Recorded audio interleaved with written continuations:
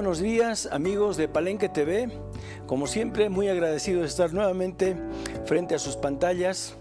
Es una oportunidad más que nos da la vida para poder nosotros, en la parte de la especialidad, hacerles algunas sugerencias, darles algunos conocimientos de las patologías del aparato locomotor y que lógicamente con el fin y la intención de poder solucionar a través de la pantalla algunas patologías que son de aflicción en toda la población, diría. Esta vez, como el anterior sábado, vamos a, diríamos, desarrollar un poco más el tema de la lumbalgia o el lúmbago o el dolor de cintura o el dolor de espalda baja, patología que está, diríamos, presente en todas las edades, tanto en la edad adulta como en la edad en las personas maduras de 30, 40, en la segunda, tercera década de la vida, y también en los niños.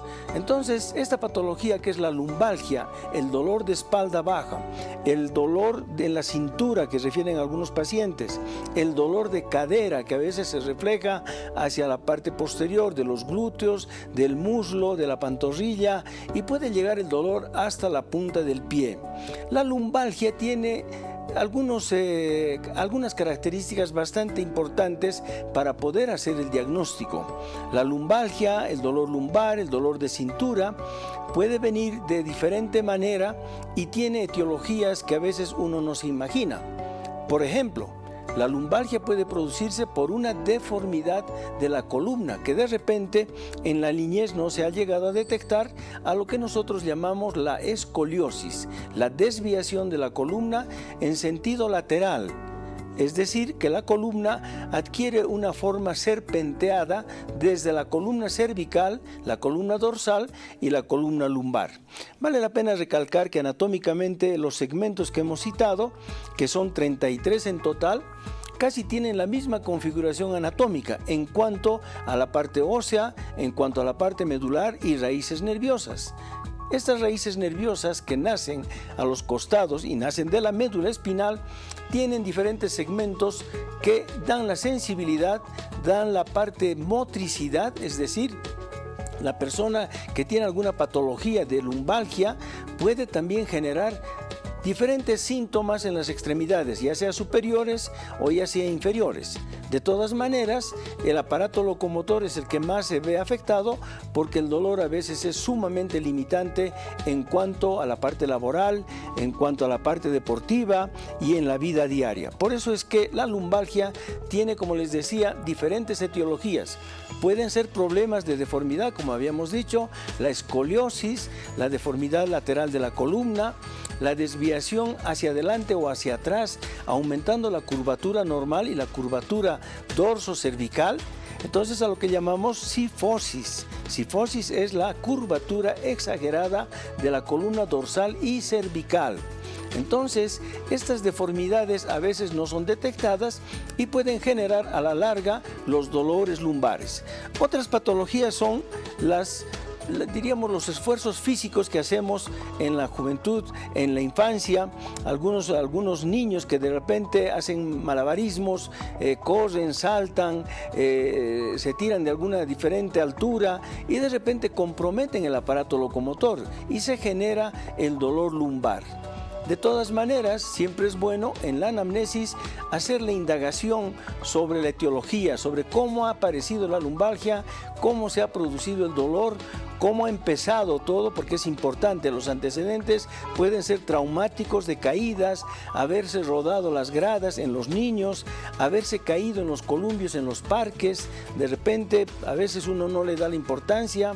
A veces algunos niños que están con algún sobrepeso y hacen deporte se caen de una barra, se caen del columpio. De alguna manera, al hacer deporte, al hacer esfuerzos, al levantar objetos pesados, a veces los compañeros, estoy hablando de los niños, de repente empiezan a levantar, empiezan a jugar con un niño como si estuviese cabalgando. Entonces se producen las lumbalgias traumáticas de forma directa cuando la columna es golpeada o contundida por algún algún elemento extraño, es decir, una patada, un golpe de una madera, algo que le haya caído en la espalda, un accidente de tránsito. Entonces, estas patologías se presentan a veces de forma traumática, en forma directa y en forma indirecta. Los esfuerzos físicos de levantar cosas pesadas en las personas, como ser aquellas personas que practican y van al gimnasio, pero no siempre se presenta la patología de dolor lumbar en aquellas personas que hacen ese deporte. Se presentan también en las personas que levantan cosas pesadas porque en una determinada época de la vida, en la segunda y tercera etapa de la vida, la gente tiene, lógicamente, mucha energía, mucha fuerza y se somete, se ofrece, mejor dicho, a levantar cosas pesadas, como ser muebles, escritorios. A veces quieren levantar un auto para poder arreglar el escape del auto, una llanta, querer cambiar, y a veces no tienen el elemento adecuado como para hacer el levantamiento del auto y se someten y, mejor dicho, se ofrecen a levantar con fuerza propia este tipo de elementos que son muy pesados, o a empujar elementos que son pesados, desencadenando un dolor lumbar en el acto, un dolor agudo, que el paciente en este caso se queda torcido, como decimos, se queda agachado sin poder levantarse, con un dolor muy puntual en la parte baja de la columna, lo que es el segmento lumbar. En ese sentido es que ese antecedente de una caída, de un esfuerzo físico, de haber levantado algo pesado, de haber hecho algún movimiento de esa naturaleza, cambiando muebles, llevando muebles por las gradas, a veces cuando las personas o las familias se trasladan, empiezan a mover muebles de un lado para otro, bajan muebles o suben muebles por las escaleras en posiciones totalmente que no son anatómicas, que no son fisiológicas. Entonces se producen este tipo de dolores lumbares que a la larga pueden llegar a repercutir en el diagnóstico, en el pronóstico de la columna, tratándose posiblemente del inicio de una posible hernia de disco. En las personas mayores de 50, 55 para arriba, personas del adulto mayor, de alguna manera estas patologías se pueden presentar a través de una caída, de un esfuerzo físico también, de accidente, de levantar cosas pesadas en mala posición, y de repente, si de por medio hay una debilidad de la calidad del hueso, como ser la osteoporosis, las vértebras pueden aplastarse, fracturarse, pueden desplazarse y comprometer los elementos más nobles, los elementos más delicados, que son la médula, los discos y las raíces nerviosas. Doctora María Fernanda, bienvenida al programa y lógicamente agradecido de antemano por su presencia. Podemos desarrollar un poco más el tema, que de alguna manera durante la semana hemos recibido muchas llamadas, muchas visitas al consultorio sobre esta patología. Por eso nos hemos permitido hoy día tratar de desarrollar un poco más la patología, que es la lumbalgia, el lúmbago y el dolor de cintura. Así es, efectivamente es algo pues que es muy común, no solo en los adultos, también en los niños. Hay niños que también presentan dolores y molestias a nivel de la columna lumbar, y como decías, es pues también en las personas jóvenes, adultos jóvenes y adultos mayores también, y son múltiples las causas que ocasionan esta patología, y es por eso que es de gran importancia y es tan común en nuestra población. Es así, agregando un poco a esas primeras etiologías del dolor lumbar, no nos olvidemos de que a la altura de la columna lumbar tenemos algunos órganos que están por delante de la columna y que pertenecen al aparato genitourinario, como ser los ovarios en las mujeres, los riñones, tanto en la mujer como en el varón. De alguna manera, estos elementos, cuando están afectados por una infección, por alguna patología, por algún tumor, por algún cálculo, por algún cálculo en vesícula biliar, por ejemplo, algún aumento de volumen a nivel del aparato genitourinario en la mujer, en el varón también, problemas de próstata, problemas de infecciones. En ese sentido, estos órganos generan el dolor lumbar. Entonces, ya estamos tocando, dentro de la patología, estamos tocando los procesos infecciosos que desencadenan el dolor lumbar, y que a veces las personas en general no saben de qué se trata y no saben darle, diríamos, la precisión en el diagnóstico, porque el dolor aparece a veces de la noche a la mañana. Así es, y es por eso que es importante hacer una buena anamnesis y pregunta, y también como paciente el estar atento a cuándo se presenta el dolor, en qué momentos, qué cosas alivian el dolor y qué cosas lo exacerban, para poder ayudarnos a nosotros a llegar a un mejor diagnóstico y obviamente un buen tratamiento del mismo, ¿no? Agregando esto, seguimos desgranando para que toda la gente sepa que la lumbalgia, lo decía María Fernanda, la lumbalgia tiene diferentes etiologías. También vamos a hablar de la parte laboral. En la parte laboral existe la lumbalgia debido a las personas que trabajan, por ejemplo, estando paradas mucho tiempo, aquellas personas que de repente están sentadas mucho tiempo, aquellas personas que trabajan como ser, por ejemplo, los albañiles, los soldadores, la gente que trabaja en la parte de construcción, de repente levantan cosas pesadas, están agachados mucho tiempo, están de rodillas en algunos casos y están haciendo labores a veces de fuerza cuando se trata del trabajo laboral. Estas posturas, estos gestos, diríamos, en cuanto al trabajo, de alguna manera desencadenan también los problemas de lumbalgia, es decir, el dolor, ya sea de espalda baja, la parte dorsal o la parte cervical. Por ahí también tenemos las otras patologías que se refieren, diríamos, a la parte más proximal que nace en la base del cráneo, que es la columna cervical, que también desencadena patologías de contracturas, dolores cervicales, dolores posturales, cuando a veces en las oficinas algunas personas son sometidas a trabajos laborales de escritorio durante varias horas. Así es, efectivamente, y pues también aumentando a eso, aquellos que pues cargan objetos pesados y lo hacen de la manera incorrecta. Recordemos que para levantar, no solo las personas que trabajan levantando cosas pesadas, sino en general, la forma ideal de levantar un objeto pesado del piso es doblando las rodillas, haciendo como una sentadilla o posición de cuclillas, y utilizar la fuerza de las piernas y de los muslos para poder levantar las cosas pesadas del piso, ¿no? Agacharse y que todo el peso lo lleve la columna, sino ayudarnos también con las piernas y los muslos. Bien, María Fernanda, otro tema que también no lo podemos dejar de lado y que es importante es el aumento de peso de la cintura para arriba. Esta es otra patología, esta es otra etiología, mejor dicho, otra causa de la lumbalgia, de las deformidades de columna, de los dolores lumbares, dolores de espalda, dolores que a veces desencadenan mucha limitación en la articulación de las caderas. Entonces, en ese sentido, si podemos hacer un acercamiento, por favor, para ver lo que es la relación de la columna con la cintura pélvica, con la articulación de la cadera, con la articulación sacroiliaca. Entonces, si podemos ver aquí en la maqueta, si hacemos el acercamiento, por favor, encontramos la parte lumbar, ¿cierto? Los discos lumbares, que estamos señalándolos, la parte de la quinta lumbar y la primera sacra. Estamos viendo que la primera sacra ya es, en una etapa de la vida, ya es un hueso consolidado que constituye lo que es el sacro.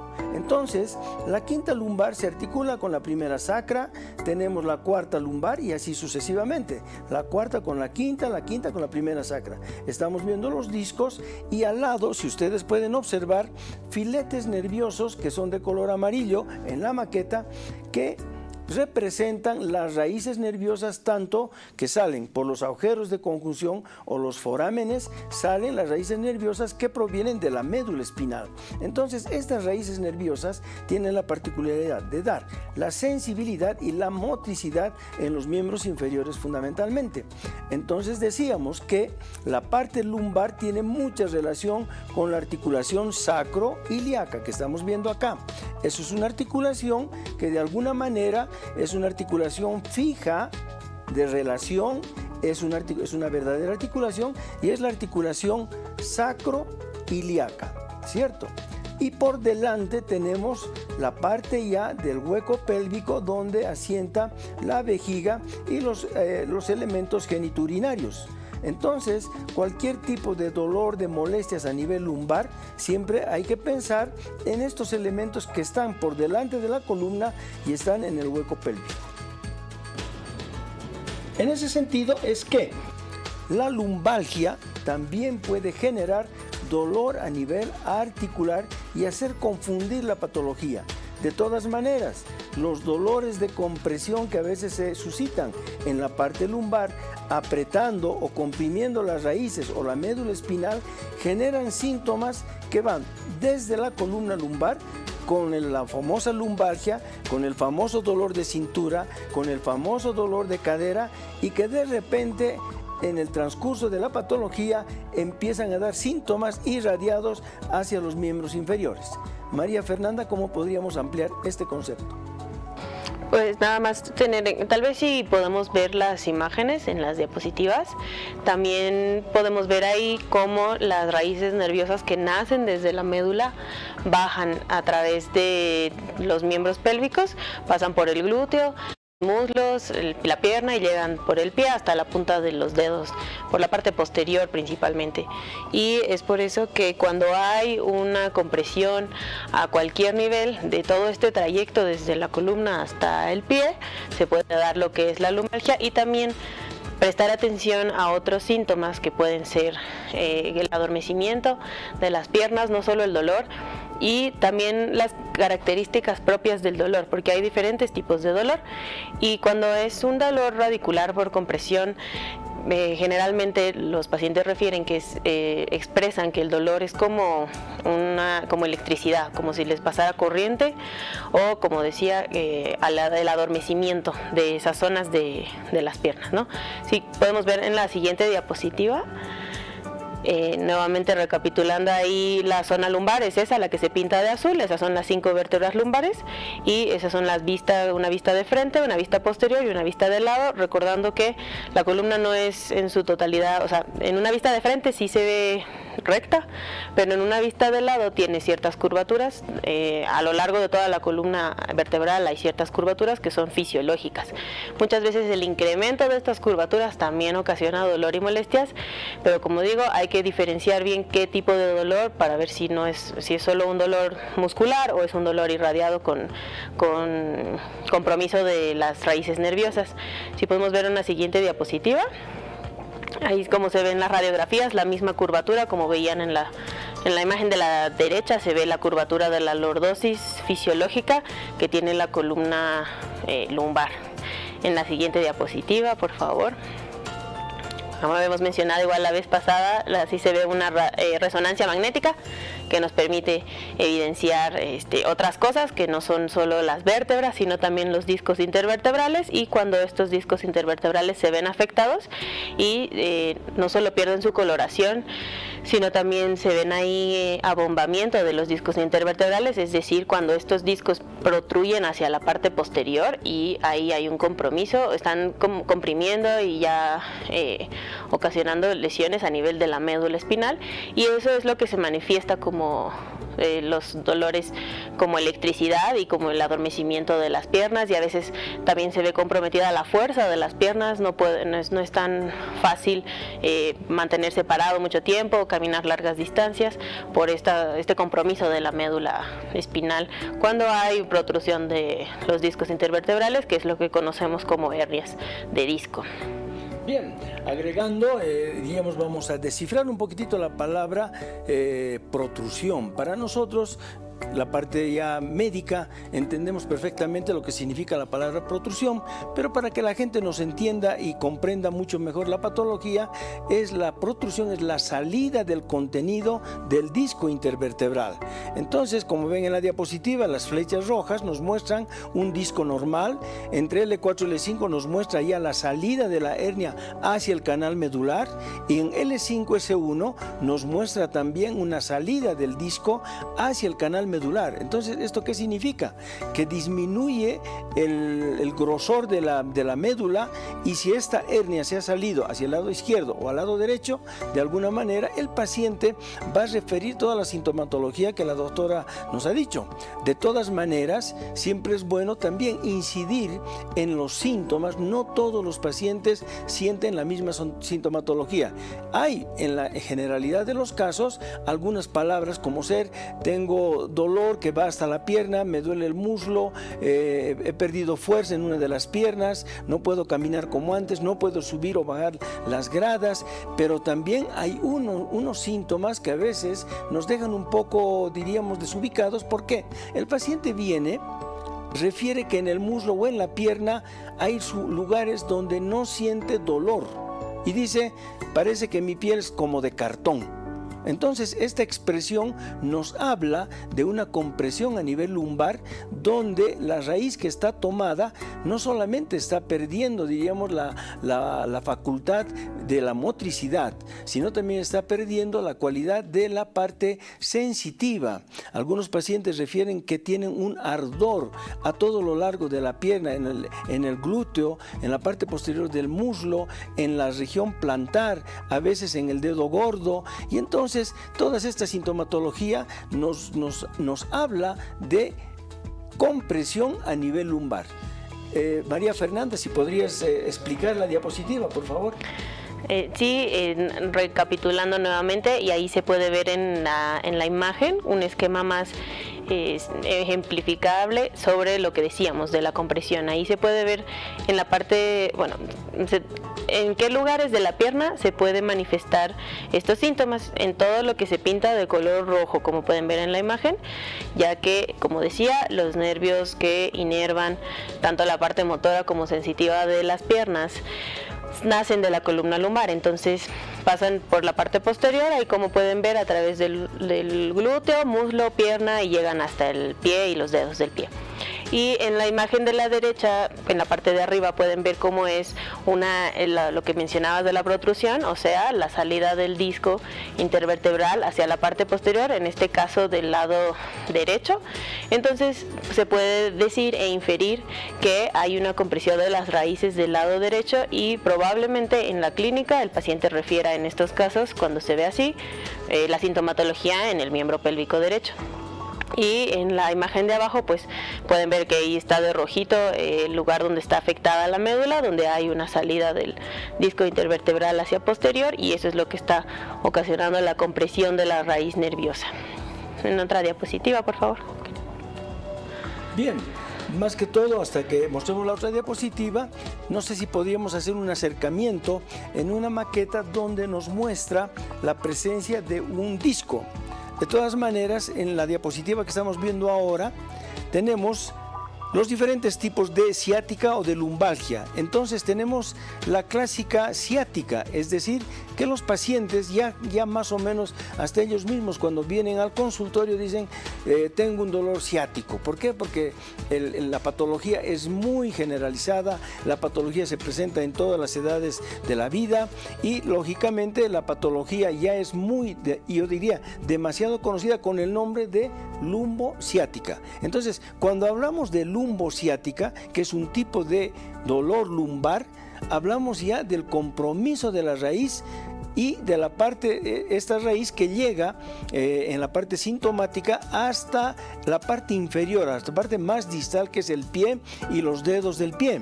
Entonces ahí estamos hablando, sí, de una lumbociática, porque el paciente presenta dolor lumbar, limitación, contractura muscular y irradiación de los síntomas, tanto sensitivos como motores, hacia todo lo largo del miembro inferior.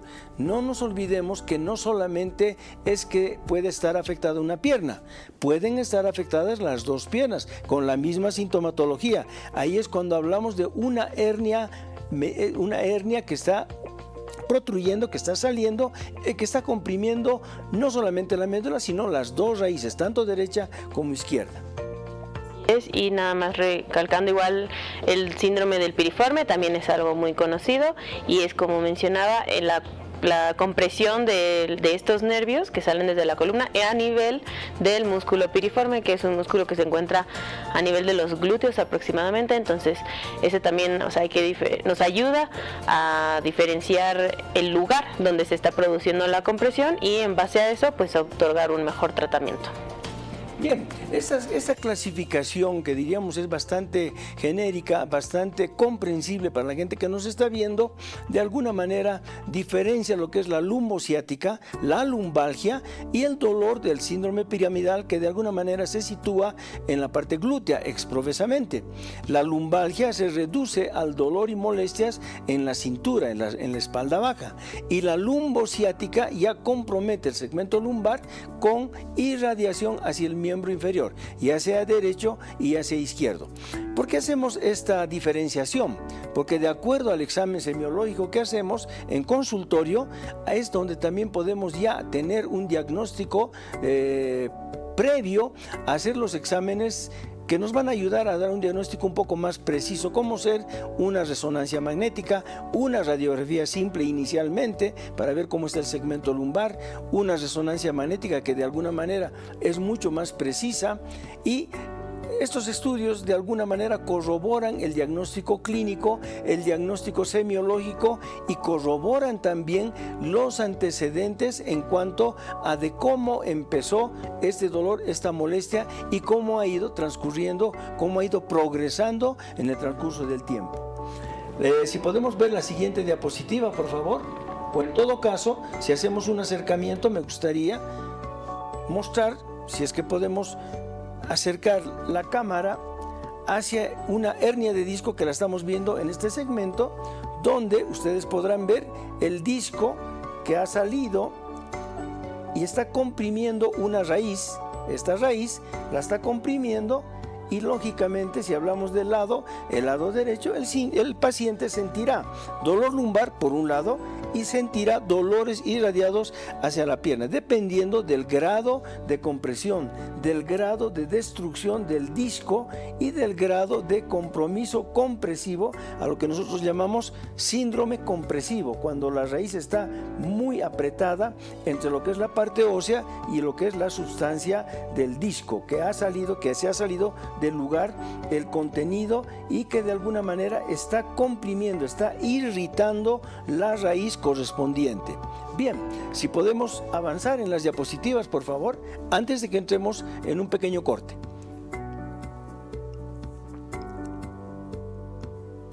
Ahí nuevamente estamos viendo en la diapositiva algunas características que ustedes van a notar.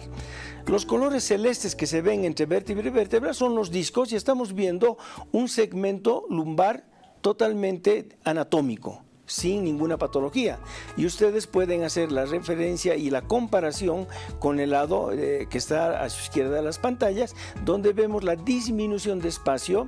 Los bordes de las vértebras están totalmente alterados, lo que nosotros conocemos como osteofitos, o a veces se producen los famosos picos del oro. Esos picos del oro nos hablan de un proceso degenerativo entre vértebra y vértebra con destrucción del disco. Entonces vean ustedes y hagan la relación entre las dos imágenes que estamos mostrando. El color celeste, que se lo ve claramente, son discos que están dentro de lo normal. Y la otra diapositiva nos muestra la disminución o desaparición del disco, nos muestra la irregularidad de las carillas articulares entre vértebra y vértebra, y nos muestra también aquellos espolones que nosotros conocemos como los famosos picos del oro. Y recordar nada más que el disco intervertebral está constituido en su gran mayoría por agua. Entonces, con el paso de los años se va deshidratando, el disco intervertebral va perdiendo el agua por el que está constituido, lo va perdiendo de a poco, y es por eso que se da lo que es la artrosis, que es la degeneración. La artrosis no solo está presente en las articulaciones grandes como de la cadera y la rodilla, sino también en la columna se puede presentar la artrosis, que es la degeneración de las articulaciones, es decir, la degeneración que hay entre vértebra y vértebra, en el caso de la columna vertebral. Y como pueden ver ahí, como bien mencionabas, hay una pérdida del disco intervertebral, porque como decía, a lo largo de los años este disco se va deshidratando y va perdiendo su altura, y es así como hay cada vez a mayor edad hay más contacto entre una vértebra y la otra, e incluso pueden llegar a fusionarse estas vértebras, y es lo que se ve en las radiografías, como lo que decías, esos picos del oro o las irregularidades de las superficies de las vértebras, tanto del platillo superior como del inferior. Bien, antes de irnos a un pequeño corte en el programa, no nos olvidemos de mandar un saludo a la ciudad de Cochabamba, que ha sido su efemérides hace 2 días y de alguna manera me imagino que todavía están festejando. Para nosotros es una satisfacción poder llegar en vivo y en directo hacia el interior del país, en este caso a Cochabamba, deseándoles que tengan mucha felicidad y que la ciudad siga progresando como hasta el día de hoy lo ha hecho. Enseguida volvemos para continuar desgranando esta patología que, como les decía, el 90%, 98% de la población la sufre en cualquier etapa de la vida.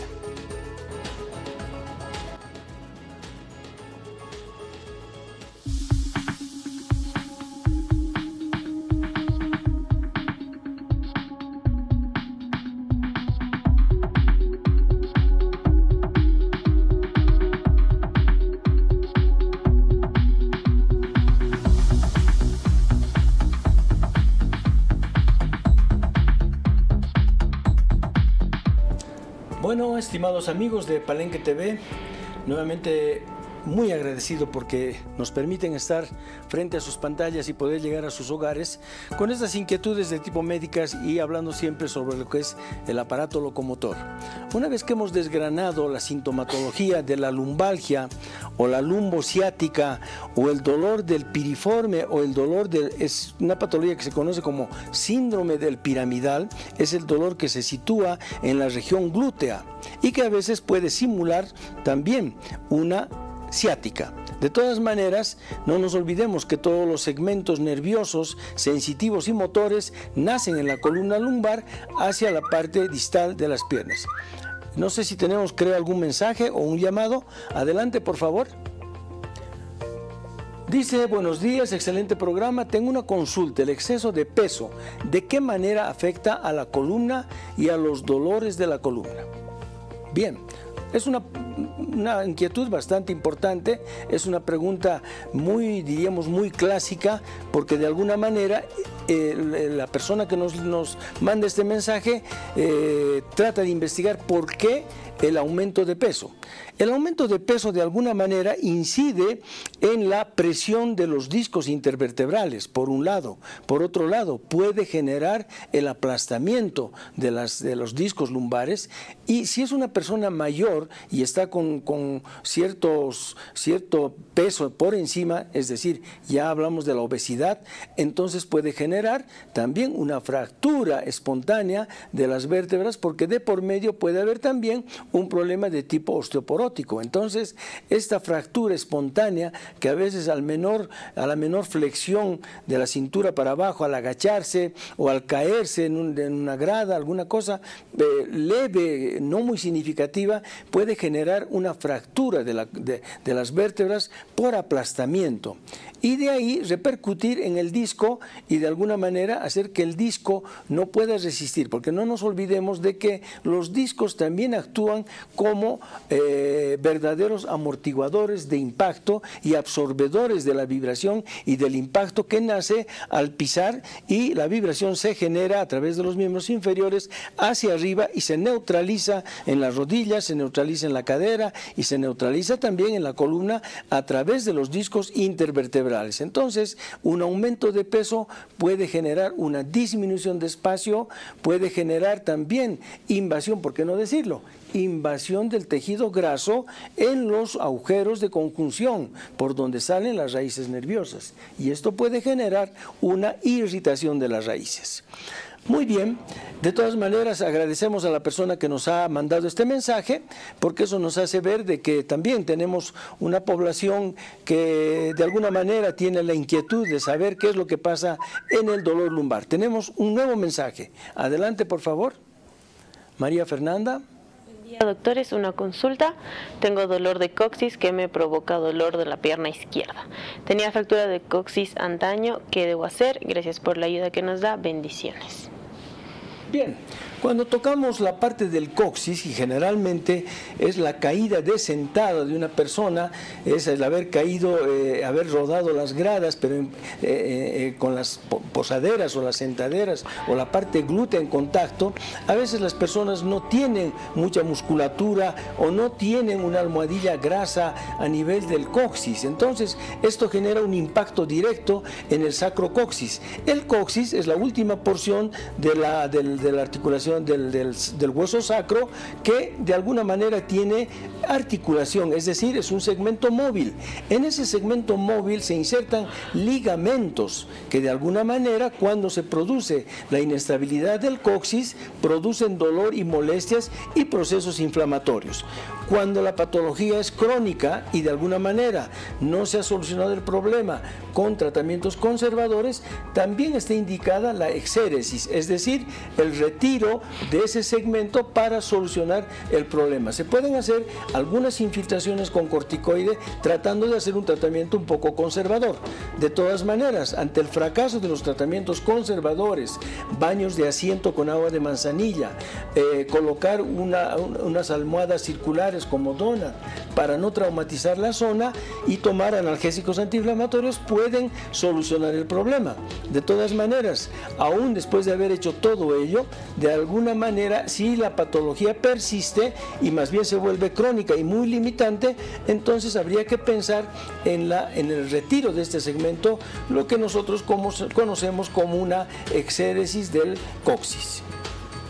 Y también mencionar que por el antecedente de la lesión del coxis no es muy común que esa patología en sí ocasione dolores y molestias a nivel de la pierna o del muslo.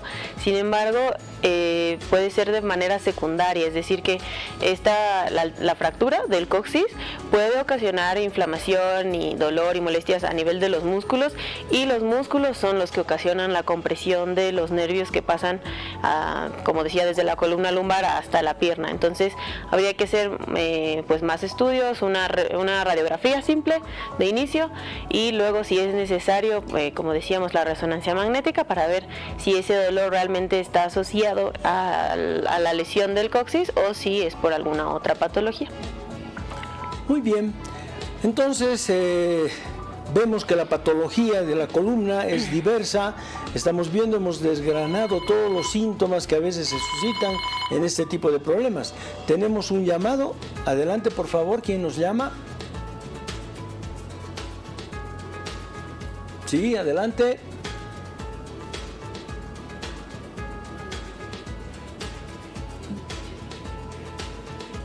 Sí, por favor, ¿quién nos llama?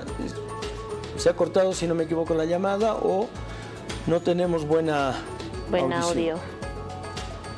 Bueno, mientras recuperamos aquella llamada, vamos a tratar de sugerir algunos tratamientos en función de aquellas patologías que hemos nombrado anteriormente y que podrían ser de beneficio para aquellas personas que en este momento tienen el famoso dolor lumbar, dolor de espalda, dolor de tipo asiático, lumbalgias, dolor en el glúteo, que es el síndrome piramidal, el síndrome del piramidal, dolores que también se relacionan, decíamos, no olvidarnos de los elementos anatómicos que están cerca de la columna lumbar, como ser los riñones, como ser los ovarios, el aparato geniturinario, las infecciones. No nos olvidemos que también la artrosis, la osteoporosis en personas mayores puede generar estos dolores, las desviaciones de columna, también las posturas, en algunos casos en la parte laboral, generan el dolor lumbar, y todo eso de alguna manera podemos llegar a solucionar con tratamientos, con sugerencias de postura, no levantar cosas pesadas sin la ayuda de alguien,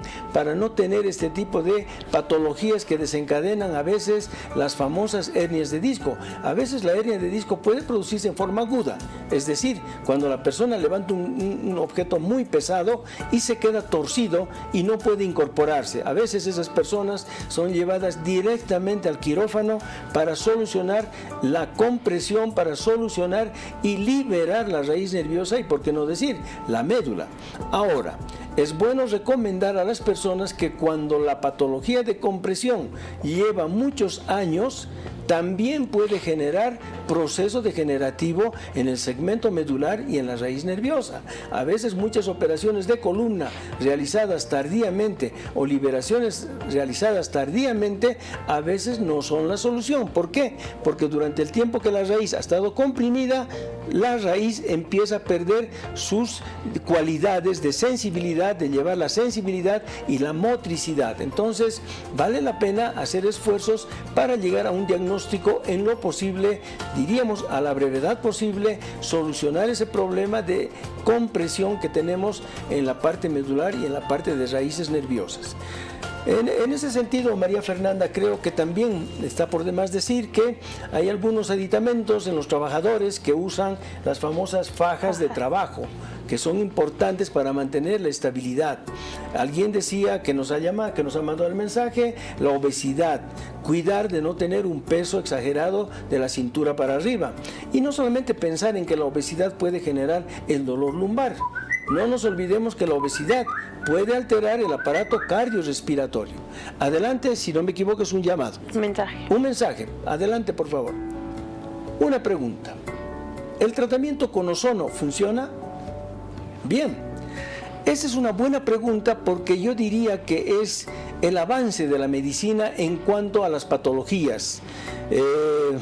En este momento voy a recordar a un colega que lastimosamente falleció en la primera etapa de la pandemia con COVID, que era mi colega, mi amigo, el doctor Ramiro Alvarado, neurólogo de la clínica policial. Este doctor tuvo la inquietud de hacer tratamientos con ozonoterapia.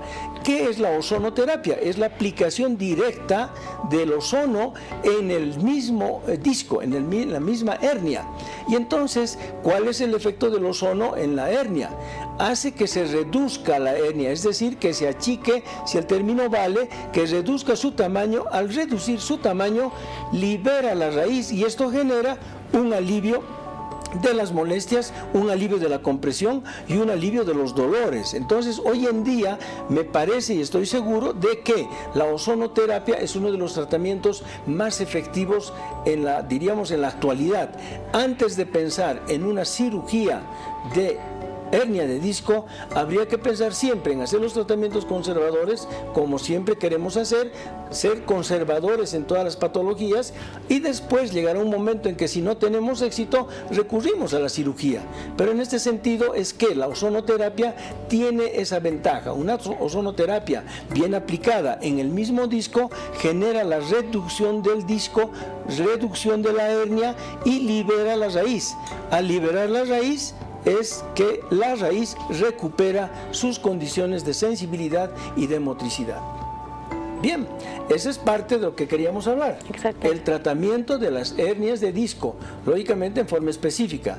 El tratamiento de las lumbalgias, el tratamiento del síndrome piramidal, el tratamiento de todas estas patologías que, como les decía, tienen diversas etiologías. Hay que investigar la causa fundamentalmente, hay que hacer una buena semiología, hay que munirse de los exámenes de laboratorio, exámenes hemogramas, urocultivos, exámenes de orina, resonancia magnética, una radiografía simple que nos ayuda mucho, y posterior a ello recurrir a los exámenes ya un poco más sofisticados y de precisión, como ser la tomografía o la resonancia magnética, ya sea con contraste o sin contraste. Recordemos también que por estar en una zona endémica, la tuberculosis también puede afectar a la columna, lo que se conoce como el mal de Pot. Eso también es frecuente en nuestro medio. Entonces, como decías bien, el hacer una correcta anamnesis, preguntar, indagar sobre las causas, el inicio, cuándo empezó, cómo, si no hay datos de infección o el antecedente de que a ese paciente le haya dado tuberculosis de joven o de niño, también se puede manifestar luego a la larga en la columna vertebral, y es también algo que considerar porque pues el tratamiento es diferente, ¿no? Y es muy importante el llegar a este diagnóstico para poder hacer un buen tratamiento si el caso fuera de que es una infección, ya sea por la tuberculosis o por cualquier otro agente etiológico.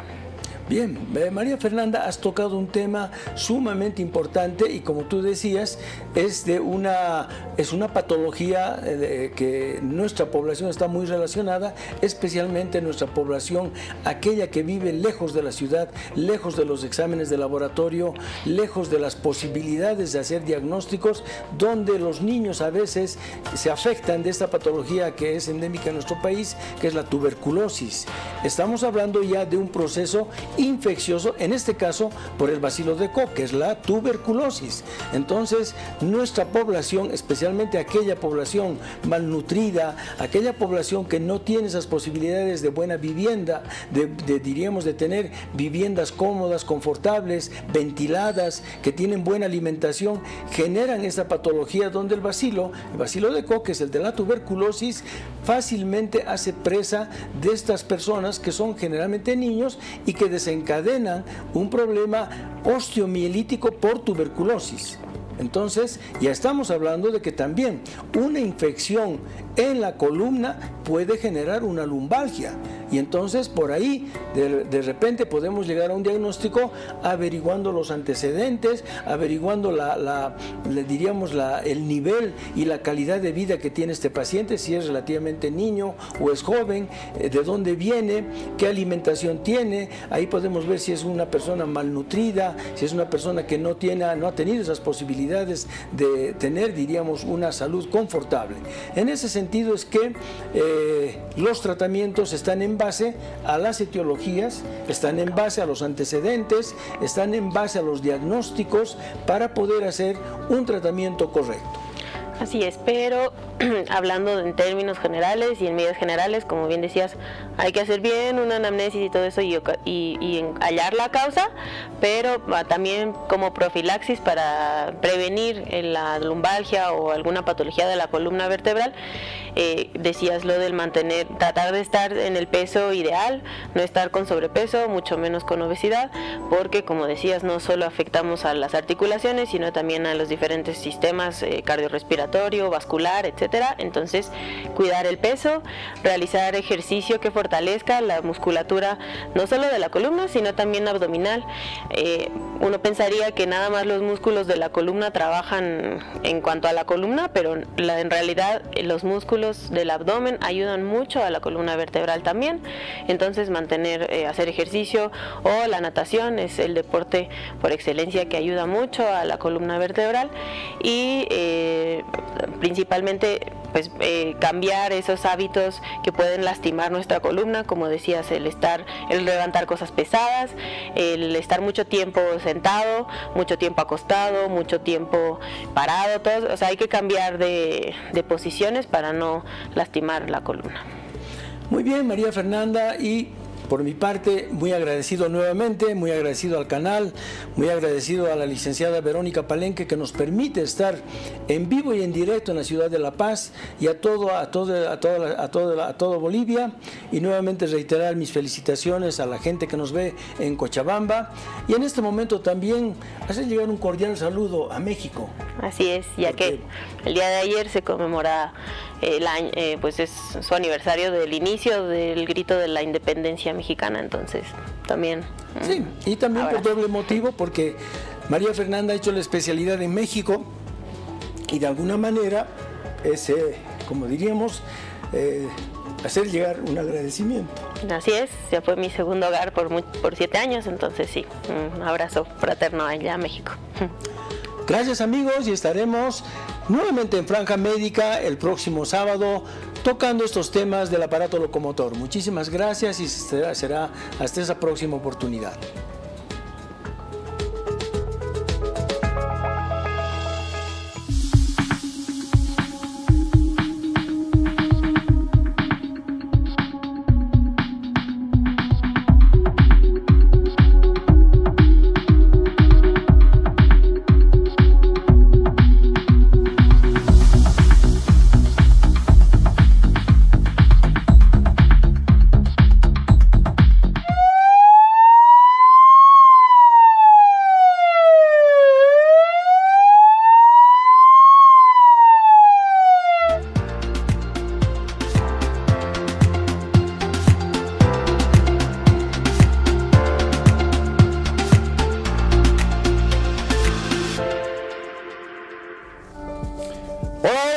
Queridos amigos, ¿cómo les va? Muy buenos días a todos ustedes. Un feliz sábado, una semana más que tenemos acá en Palenque TV, eso que es la Franja Médica, y Uniodon TV, ¿sí? Para todos ustedes, para todas las personas que siempre están pendientes de nosotros, de nuestras publicaciones y de todo lo que hacemos aquí en la televisión. Agradecido siempre con cada una de las personas que está ahí detrás de cámaras, un equipo muy lindo que tenemos para que esto también se plasme y se haga realidad. Y ojo, ya estamos muchísimo tiempo hablando en el factor de este año y del anterior año, prácticamente en esto que es consolidar esto fundamental para nosotros, que es la información, ¿sí? En esto que es la odontología, salud oral para todos ustedes y salud en general, diversificado en todo lo que es prácticamente la salud en sí, a partir de las piezas dentarias, de la cavidad oral, de nuestra salud bucal, ¿sí? Gracias a todos ustedes, un saludo muy cordial a toda la gente que nos ha estado visitando en la semana y también en el Facebook y en los mensajitos del WhatsApp nos ha estado plasmando algunas preguntas, algo que generalmente diseñamos y tratamos siempre de viabilizar todo lo que nosotros vamos a poder hablar hoy, ¿sí? El tiempo a veces es rapidísimo, tenemos un invitado también de lujo hoy día, una persona, un doctor que constantemente está con nosotros contactándose y ahora vamos a estar con él charlando sobre un tema muy bonito que prácticamente conlleva todo lo que es la relación entre nosotros como ciudades. Estamos hablando del departamento de La Paz en sí, pero nuestra ciudad del Alto y nuestra ciudad de La Paz. Él trabaja en el Alto, nosotros aquí en la ciudad de La Paz vamos a diversificar esa información que él tiene prácticamente a partir de lo que es el concepto odontológico sobre un tema muy específico, ¿sí? Gracias a él también, gracias a toda la gente que siempre nos apoya, está junto con nosotros y prácticamente nosotros tenemos que seguir avanzando muchísimo más en esto que es la televisión, en esto que es la información y en esto que es hacer prevención, tratar siempre de minimizar el problema si en algún momento se nos presenta inmediato, pero lo primero siempre es tratar de no generar ese problema y eso se llama prevención para todos ustedes. Así es que, queridos amigos, gracias a todos ustedes, vamos a continuar con muchísimo más, vamos a hablar de un tema también muy bonito hoy día, que prácticamente en la semana también nos han conversado las personas que han estado con nosotros en los tratamientos que realizamos, tanto en la ciudad de La Paz como en la ciudad del Alto. Saben que nosotros tenemos también un centro o dos centros en todo caso que están relacionados, interrelacionados, porque es una empresa completamente para todos ustedes, que es Uniodon y que prácticamente con nosotros va a seguir adelante con todo el equipo que nosotros tenemos y también un saludo a todos ellos. Es un equipo maravilloso que tenemos y prácticamente tenemos que seguir junto con ellos hacia adelante, ¿sí? Porque nuestro país necesita esa situación, que plasmemos nuestro granito de arena para que esta situación continúe mucho más, ¿sí? Así es que también quiero agradecer a toda la gente que también nos apoya para que esto esté saliendo semana a semana. Eso significa, estamos hablando del doctor Jorge López Videla, que semana a semana también apoya en esto que es con radiología dental, ¿sí? Ahí está el sistema de radiografías odontológicas del doctor Jorge López Videla, con esos 50 años, con radiografías en 2D, en lo que es panorámicas, teleradiografías, radiografías periapicales, ¿sí? Las radiografías también en lo que es las tomografías, que prácticamente nos ayudan en los tratamientos de ortodoncia, de implantes, de endodoncia. Todos estos tratamientos prácticamente están relacionados con lo que es la tomografía y prácticamente lo que es también para él este sistema de lo que es las impresiones en 3D. 50 años de experiencia del doctor Jorge López Videla, ahí lo tenemos, excelente personal, un equipo de alta capacidad y prácticamente los espera ahí en la zona sur, en el edificio Monroy Belle. Gracias al doctor Jorge López Videla y a todo su equipo también estamos y continuamos cada semana con esta travesía que nosotros nos hemos plasmado ya hace muchísimos años atrás, pero prácticamente en Palenque TV ya van por los 2 años. Así es que gracias a ellos también estamos presentes y ahora nos vamos a ir a nuestro primer cortecito, ¿sí? Rapidito, y vamos a ir a hablar de un tema muy bonito que, como les digo, nos han tocado en la semana y prácticamente vamos a plasmar ese tema hoy día acá. Así es que nos vamos al corte y volvemos inmediatamente.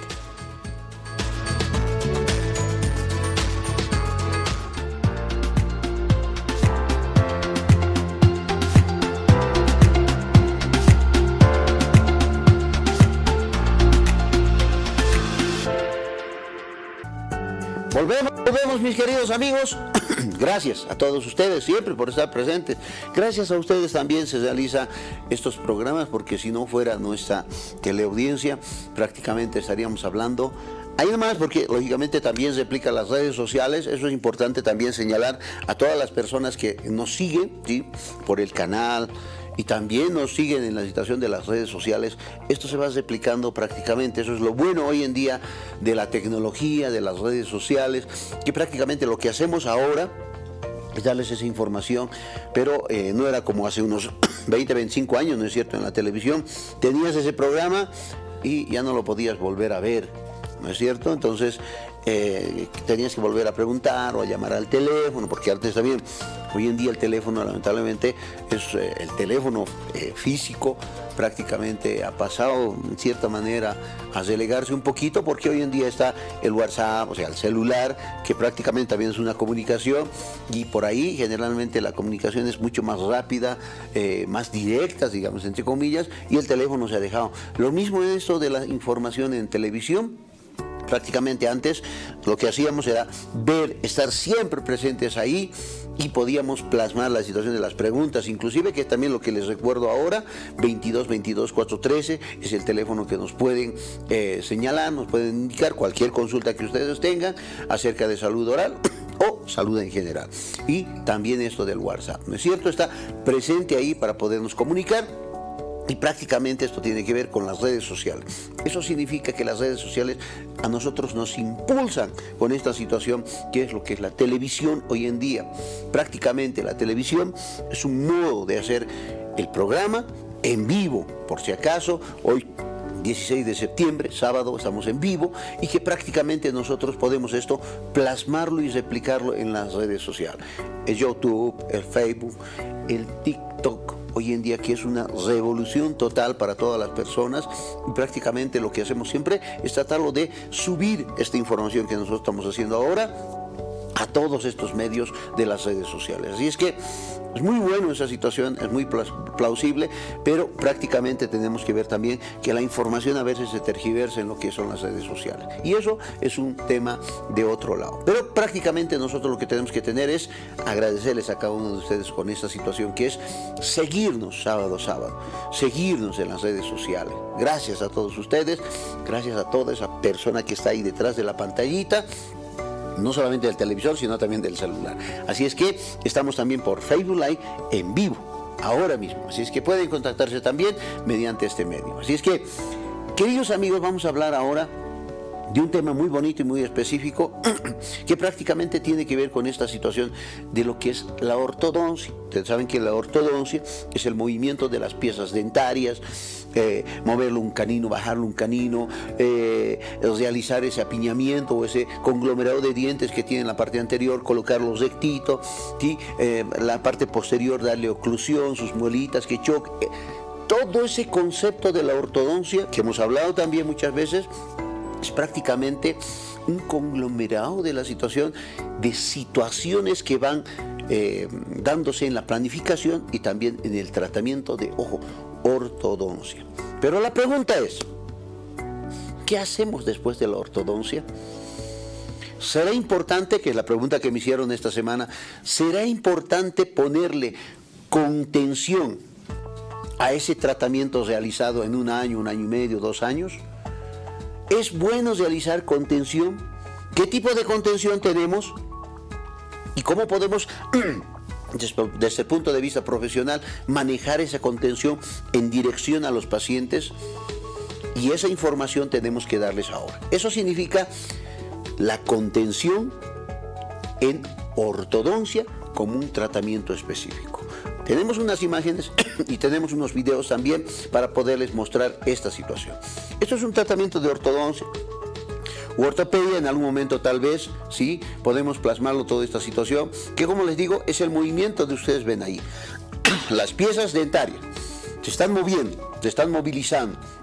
Y prácticamente esos dientes lo que van a hacer con esto, que son los brackets, que nosotros conocemos muchísimo, o llamados también frenos, van a ir a movilizarse, a corregirse, a ponerse en posición adecuada, ¿no es cierto? Y prácticamente eso va a tener que ver también con esa relación. Fíjense lo que está ocurriendo ahí al final. Al final lo que está ocurriendo es colocarle ese aditivo, si ustedes quieren, ese elemento. Y entre comillas es un aparato también que se llama contención, que se llama retenedor en algunos casos, ¿sí? Esto lo que se hace es pegarlo, como ustedes ven ahí, en la parte posterior de las piezas dentarias, generalmente, porque en algún momento también se puede colocar en la parte anterior, ¿sí? Dependiendo del caso. Pero nosotros hacemos el movimiento, como ven acá, si podemos ir al siguiente video, entonces prácticamente nosotros vamos a poder realizar esa contención una vez hecho eso. Ese movimiento que ustedes ven, que es con el tratamiento de ortodoncia, con los brackets, los arcos, las liguitas, autoligado, etcétera, etcétera, todo lo que ustedes quieran, prácticamente este movimiento muchas veces tiene un componente fundamental que nosotros llamamos recidiva. ¿Qué es la recidiva? Es que todo el movimiento que nosotros hemos hecho pueda volver para atrás, a su etapa inicial. Y se vuelve a piñar, vuelve a haber un proceso ahí, etcétera, etcétera, que prácticamente va a hacer que el diente se vuelva a volver chuequito, vuelva a estar en mal posición, etcétera, etcétera. Eso es recidiva. Y para evitar esa recidiva, nosotros prácticamente tenemos un concepto fundamental que es la contención, ¿sí? El hecho de contener, de sostener estos movimientos que ustedes ven estamos realizando y sostenerlos en el parámetro del tiempo es fundamental. Eso significa que la contención prácticamente debería de estar en prácticamente todos los tratamientos de ortodoncia. Todo lo que hemos movido tiene que contenerse, tiene que retenerse en el lapso de tiempo. Porque la ortodoncia generalmente implica un tratamiento primero de brackets. Eso significa que más o menos es un año y medio, lo que ustedes están viendo ahí, ¿sí? Todos los hábitos que hay hábitos parafuncionales y eso también tenemos que ver dentro de la contención.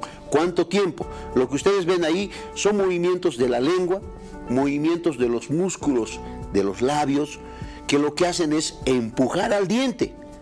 Una vez movilizadas las piezas dentarias, nuevamente vuelven para atrás por esas funciones de los músculos, de los tejidos blandos, de la lengua, etc. Entonces, prácticamente tenemos que tratar de contener, mantener el movimiento que nosotros hemos hecho. Eso.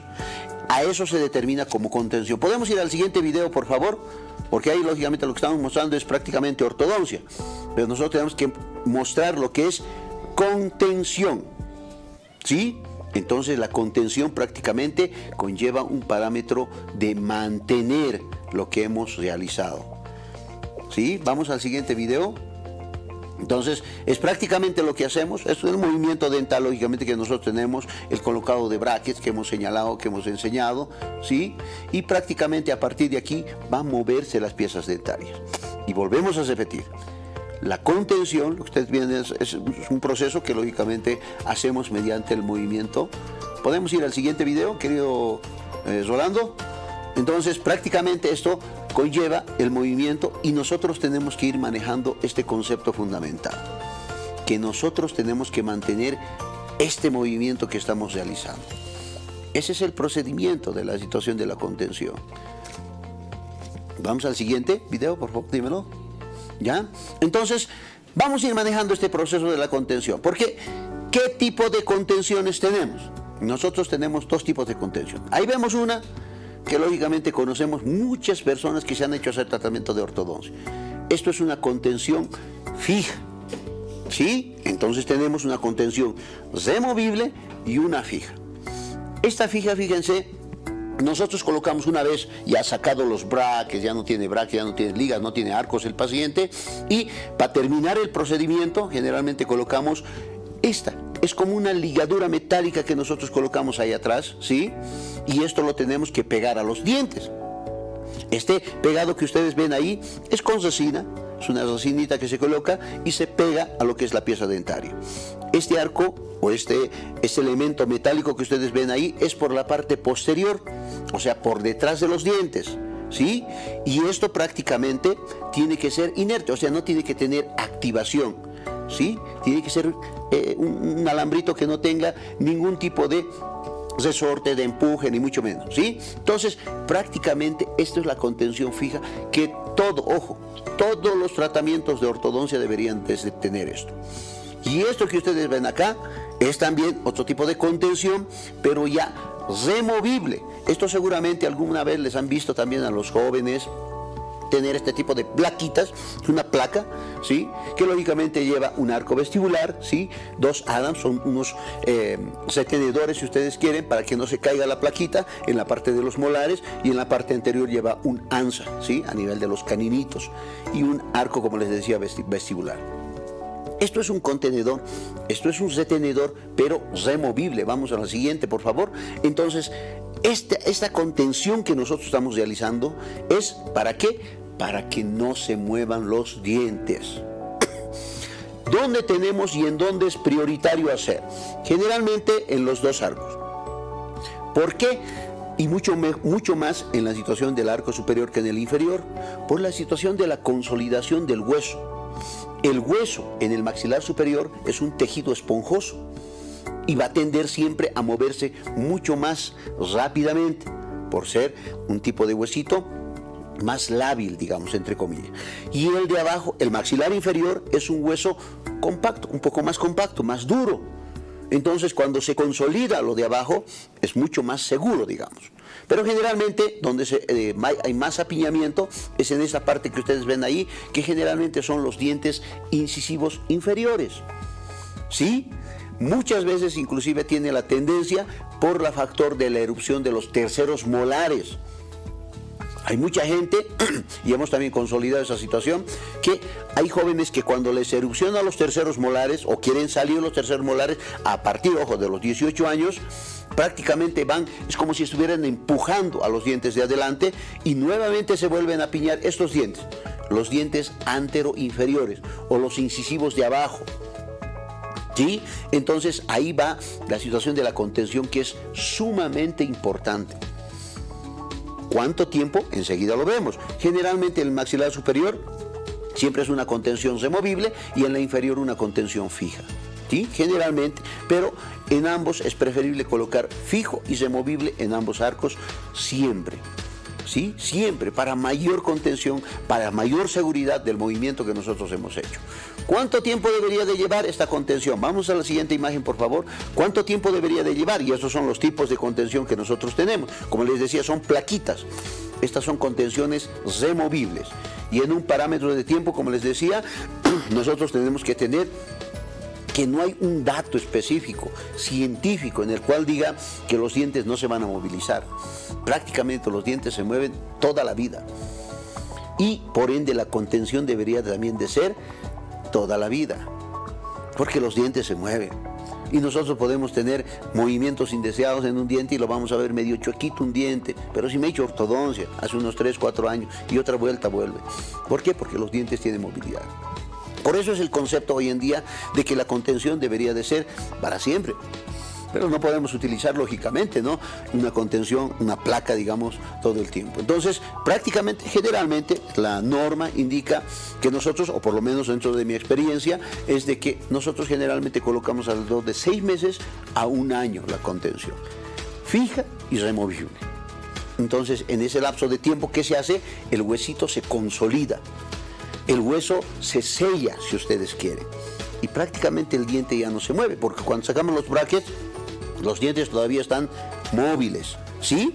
Entonces, podemos mostrar tal vez una plaquita aquí, por favor. Tenemos un acercamiento.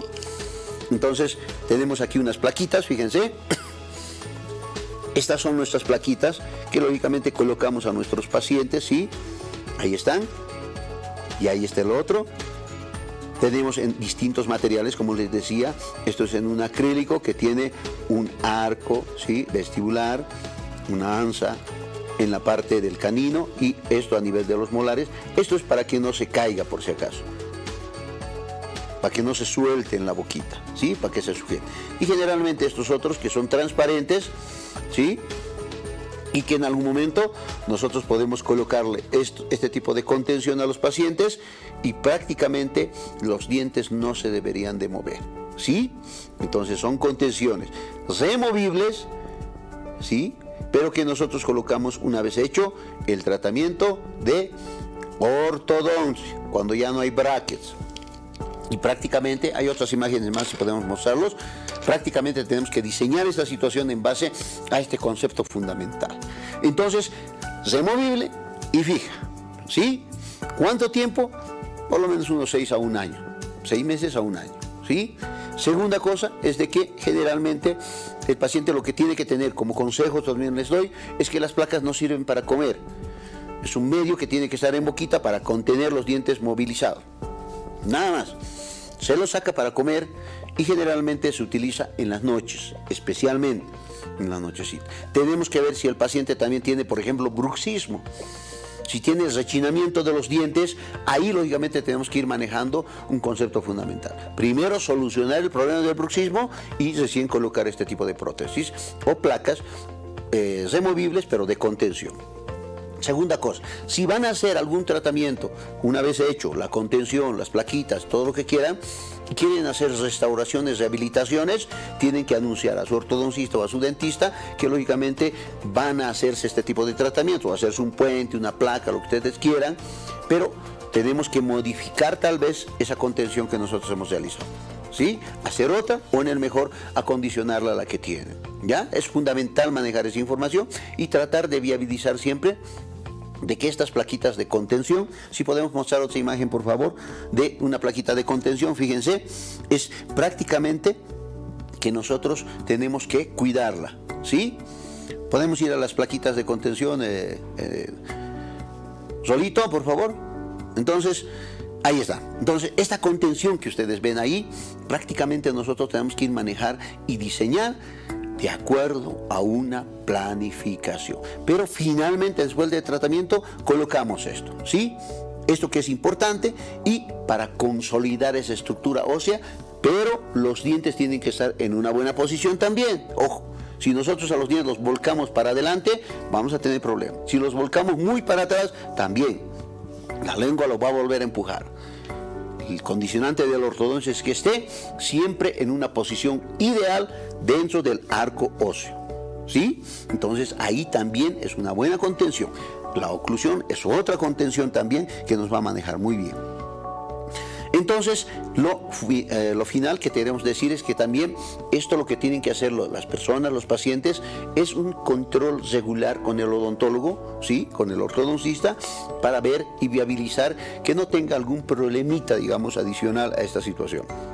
O tal vez que tenga una inadecuación en la placa, en la contención, o se le ha soltado. Muchas veces se suelta también el arquito en el arco inferior, pero especialmente en el superior, por la oclusión, por la mordida, ¿sí? Entonces son aspectos que tenemos que manejar, pero eso con los controles en el odontólogo. ¿Está bien? Esperemos que les agrade estos temas, queridos amigos, les interese y además les sirva de alguito, por lo menos esta información que nosotros siempre vamos a plasmarlos para todos ustedes, ¿sí? Quiero agradecer también a todos los amigos que nos continúan visitando en nuestros centros, pero también quiero agradecer, que lo tenemos aquí también presente, a la Clínica Alvarado, ¿sí? La Clínica Alvarado, que también nos acompaña y nos apoya en toda esta travesía que es la televisión. Gracias a la Clínica Alvarado, al doctor David Alvarado, que también lo vamos a tener presente, está ahí con todos los tratamientos que él tiene en lo que es operatoria, ¿sí? Endodoncia, tratamientos de ortodoncia también, ¿sí? Lo que es cirugía bucal, estética, odontopediatría, todos los tratamientos de odontología en lo que es la Clínica Alvarado, ¿sí? Ahí vamos a ver la dirección también del doctor, que está en la Ciudad del Alto, ¿sí? En la avenida Pucarani, número 262, a 2 cuadras del surtidor San Pablo, zona Alto Lima, tercera sección, ¿sí? Muy lindo, ahí el consultorio también del doctor David Alvarado. Queremos agradecerle a él también por estar con nosotros aquí cada semana. Y prácticamente es parte también de nuestro equipo. Queridos amigos, esperemos que les sirva todos estos consejos, esperemos que sigamos siempre adelante con mayor salud, que es importante, ¿sí? Nos vamos a nuestra segunda pausita y volvemos en seguidita con muchísimo más, ¿sí? Con un invitado muy especial. Vámonos a la pausa.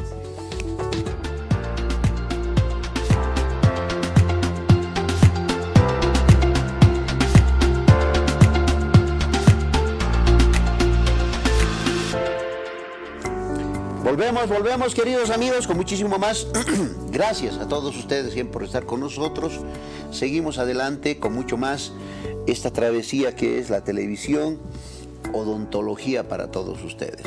Quiero dar la bienvenida y agradecer a un lindo amigo que prácticamente nos conlleva muchos años de experiencia, muchos años de amistad, muchos años inclusive de hacer deporte, pero prácticamente nosotros tenemos que hablar ahora un poquito sobre salud oral, ¿sí? Él es un colega de hace muchos años y prácticamente quiero dar la bienvenida al doctor David Alvarado, ¿sí? El doctor David Alvarado es un amigo más del programa y que va a estar siempre con nosotros durante muchísimo tiempo. Así es que, doctor, bienvenido, muchas gracias por venir.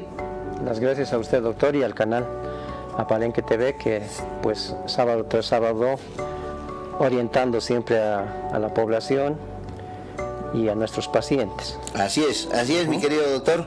Gracias por estar con nosotros. Mire que tenemos muchos campos de cocina en esto que es la odontología, porque prácticamente lo que se hace como profesión es prácticamente emplazado en la situación de la experiencia. La experiencia en nuestro campo, aunque no me crean, queridos amigos, es fundamental también manejar la experiencia, la parte teórica y el hecho también de irse actualizando. Porque si nosotros no nos actualizamos, nos hemos quedado con los datos de hace muchísimos años, prácticamente nos vamos a cesar pues en un campo muy chiquito. Entonces, por eso es que ahora vamos a hablar de un temita muy bonito, que son las carillas dentales. ¿A quién no se haya querido realizar una carilla dental para muchos aspectos? Entonces, ¿qué serían, doctor, las carillas dentales? Bueno, las carillas dentales es una alternativa que se tiene dentro de la odontología para dar remedio a ciertos defectos que pudieran tener nuestros dientes en cuanto pudiera ser a la morfología, a la forma de los dientes, a la coloración, debido tal vez a un tratamiento de conductos. Así es. O pigmentaciones con las que a veces ya erupcionan nuestros dientes. Así es, doctor. Ahora, ¿cómo sería una carilla, doctor? O sea, prácticamente esos son los datos que usted nos da y es fundamental, conductos, cambios de color, la posición, etcétera. Sí. Pero, ¿sería lo primero que uno tendría que hacerse una carilla o podría acudir tal vez a otros tratamientos para poder hacer este tipo de primero recursos? Recalcar que las carillas son, como había dicho al principio, un remedio para solucionar esos defectos, pero en mínima, si es que por ejemplo en la posición de los dientes está exagerada, ya con bastante apiñamiento, malposición dentaria, siempre es lo primero es un tratamiento de ortodoncia. Claro, Sí. si está en mal posición. Sí. Y viene el blanqueamiento también, ¿no? Porque a veces el cambio de color también podemos hacerlo como un blanqueamiento. También, ¿no es cierto? Pero fundamentalmente, doctor, esto de las carillas, por ejemplo, conlleva, yo pienso, un famoso elemento que se llama desgaste de estos dientes. Hay casos en los cuales están indicados un leve desgaste. Ya. Pero en la mayoría de los casos no se debería realizar. Sí. Claro. Porque, bueno, describamos más bien ahora en qué consiste una carilla. Claro, ¿en qué consiste una carilla? En qué consiste en mejorar la apariencia de nuestros dientes, en cuanto había dicho, a mejorar la forma, la coloración principalmente, y mejorar la estética. Exacto. Es podría decirse una rama de la estética que hoy en día ya es una especialidad de la odontología también, la estética dental. Entonces, mínimamente es preferible no realizar desgastes, excepto si el caso lo requiera y en muy mínima. Claro. Ahora hay otro problema también, mire, en esas carillas que nosotros vemos ahí, la encía. Sí. Si la encía tuviésemos alterada con periodontitis, con gingivitis, ¿sería bueno hacer carilla? Hay que primero hacer un buen diagnóstico de nuestro paciente. Como usted lo dice, si nuestros pacientes que requieren unas carillas, tienen que estar con las encías sanas. Claro. No presentar patologías, en este caso inflamaciones gingivales. Claro que sí, mire, y ahí está mostrando también, ¿no?, cómo están haciendo unas carillas, ¿sí? Como usted dice, para reposicionar la forma del diente primero, el color, que es fundamental, ¿no es cierto?, en la situación de las carillas. Sí. Ahora, ese procedimiento lógicamente se puede hacer en varias piezas dentarias. Sí, en varias piezas dentarias, y más que todo hay personas que se hacen, o nosotros por lo menos recomendamos, está relacionado también con lo que hoy es el diseño de la sonrisa. Ah, claro, el diseño de la sonrisa, sí, sí, hoy en día en estética, ¿no? Sí, y en ese caso pues sí, se pueden hacer en varias piezas, mínimamente en las 6 primeras piezas dentarias anteriores, ¿no?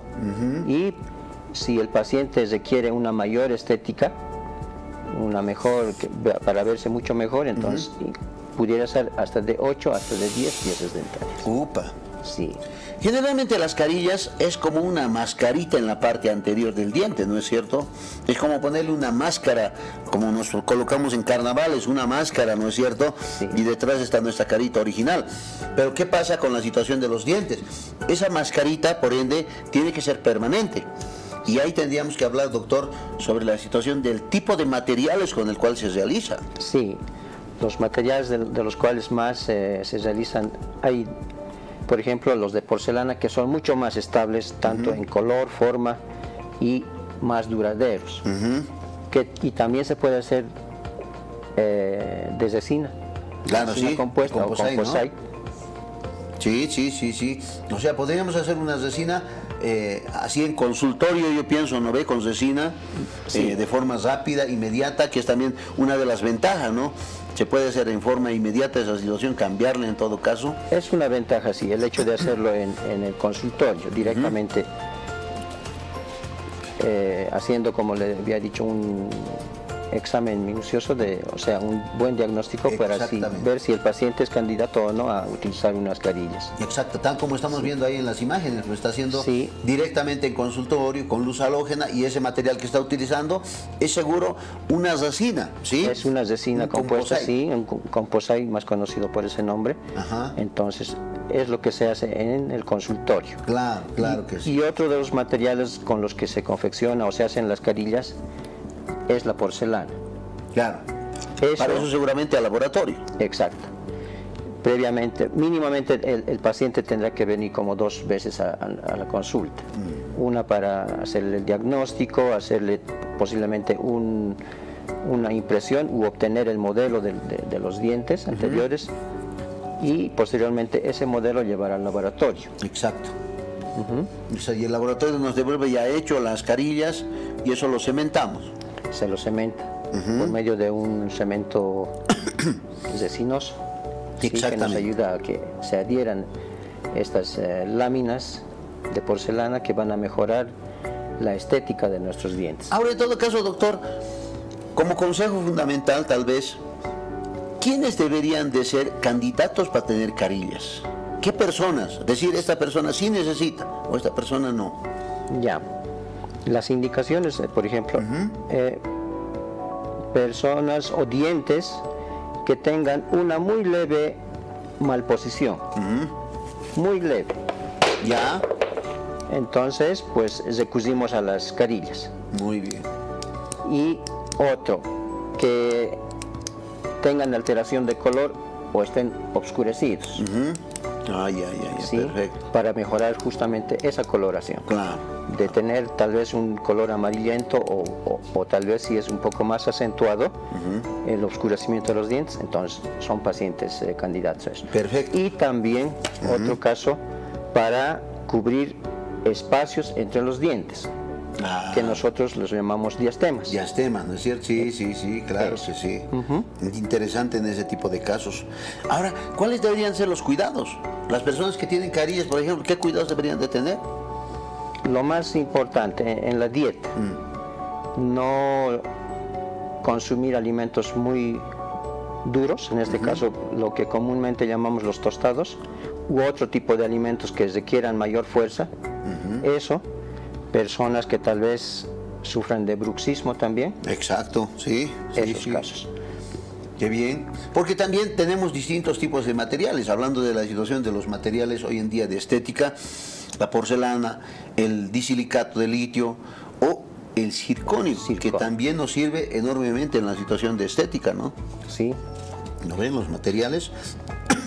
En algún momento nosotros tenemos que diseñar esta situación de las carillas y, lógicamente, ya para ir terminando nuestra entrevista, es prácticamente fundamental, doctor, indicar, digamos, costos, más que costos, la situación, si es barato, es caro, la situación, porque es también lo que le interesa a la gente, si realmente se puede hacer una carilla o no, es muy caro, o por el tipo de material.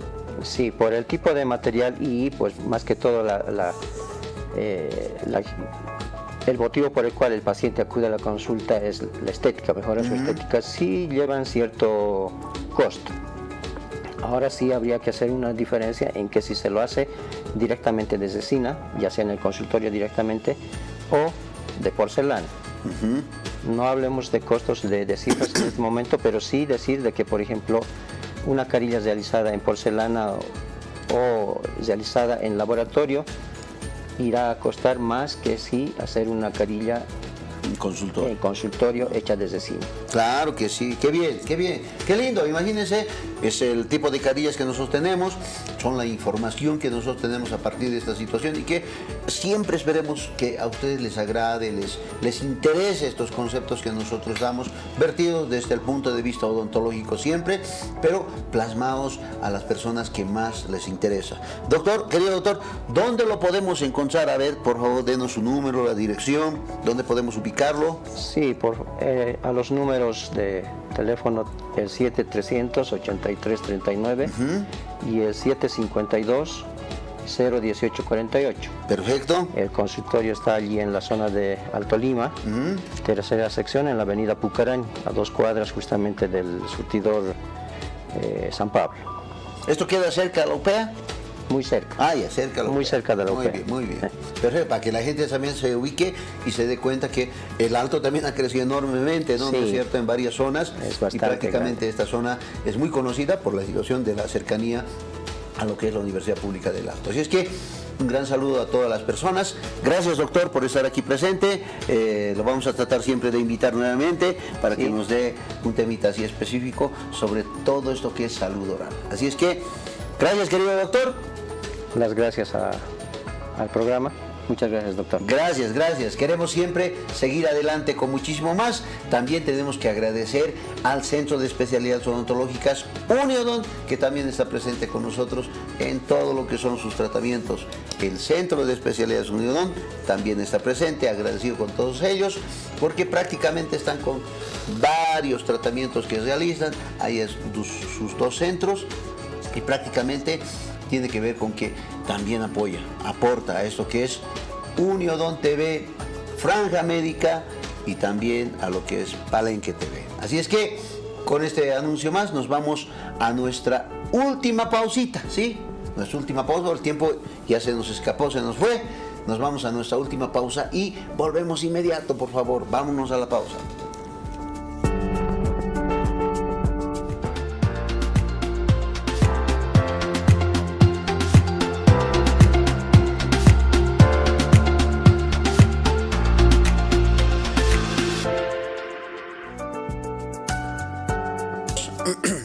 Volvemos con mucho más para señalarles siempre que nosotros estamos presentes en esto que es las redes sociales, como Uniodont Bolivia, ¿sí?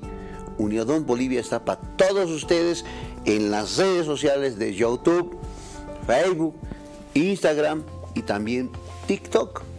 ¿Sí? Nos pueden visitar también ahí con todos los tratamientos que realizamos, con todas las actividades que tenemos, estos videos que ustedes están viendo ahora, el programa mismo está ahí inmersos y ustedes lo pueden también descargar mediante estas aplicaciones. Estamos también en vivo, como les he dicho, en Facebook Live ahora mismo, prácticamente para todos ustedes.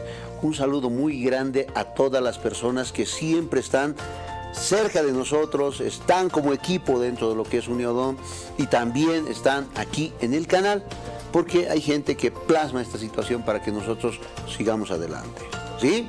Queridos amigos, el tiempo se nos fue. Tenemos que despedirnos hasta la siguiente semana.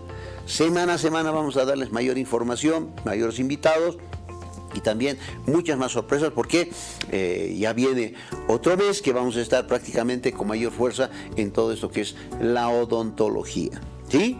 Gracias, queridos amigos, hasta la siguiente semana. Feliz fin de semana, por favor, a todos ustedes.